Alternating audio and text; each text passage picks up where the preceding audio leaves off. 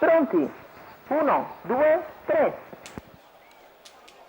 Questa è considerata valida con Veloce Africa Jet con allargo firmamento ST, poi Billy Pan, quindi King Nass all'esterno, ancora Ziguli dei Greppi, mentre ha sbagliato Eira Club. Numero 1, Eira Club, squalificato. 200 metri iniziali in 14,5 per Africa Jet, che ha preso la testa e ora guida nei confronti di Firmamento ST. Terza posizione per Billy Pan, che precede Ziguli dei Greppi, avanza allo scoperto Emily LP dopo 400 in 29,5, con Crescenzo Maione che ha ridotto drasticamente il ritmo in Psyche ad Africa Jet.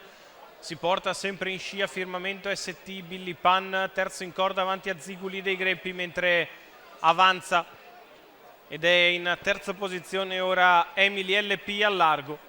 Si trascina il treno esterno con Elert Par al largo, così come Doge Spritz. 800 metri iniziali, il primo giro in 1 minuto e 3 decimi. Frazione in riaccelerazione, 38 questi 400 metri. Africa Jet in vantaggio, secondo in corda Firmamento ST, di fuori Emily LP, terzo alla corda è Billy Pan, poi in seconda pariglia Batost che precede Elert Par, quindi Doge Spritz, il chilometro in 1:16,1.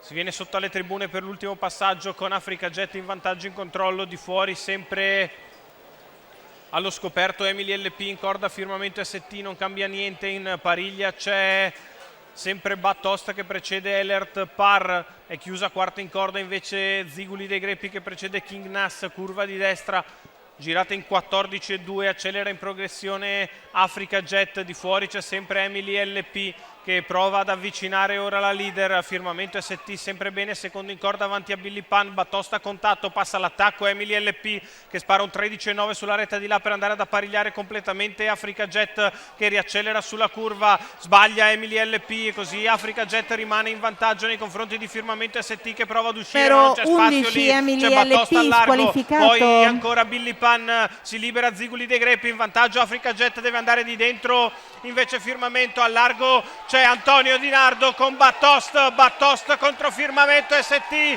Batost, Antonio Di Nardo ancora e sono 5 in serata, vince anche il campionato guidatori, il trofeo Sergio Brighenti, ancora una volta Antonio Di Nardo, speciale in Psyche a Batost, Gennaro Casillo che lo ha presentato al top, la scuderia rosso crociata, Stefano Ciappi, il successo dell'8 anni da Pascia all'Est che ancora una volta regala una gioia al suo team, ad Antonio Di Nardo che vince il circuito nazionale guidatori con il percorso perfetto dalla pariglia, alle spalle di Emily LP che sbaglia, viene a travolgere nel finale coloro che stavano nelle prime posizioni. Firmamento ST non riesce a liberarsi e poi deve andare in open stretch, può fare il secondo, al terzo finisce in spinta Ziguli dei Greppi, ma il successo è tutto per Antonio Di Nardo,